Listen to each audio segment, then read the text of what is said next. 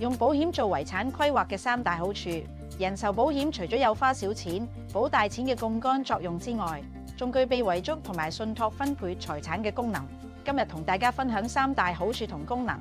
首先，人壽保險可以指定受益人，受益人喺保單持有人身故後，可以直接領取保險金，無需經過遺產承辦程序。而且受益人係邊個係保密嘅，比遺囑更能夠保障你嘅私隱。第二，靈活嘅資產分配，可以預先指定一位或多位受益人，按照你指定嘅比例分配賠償。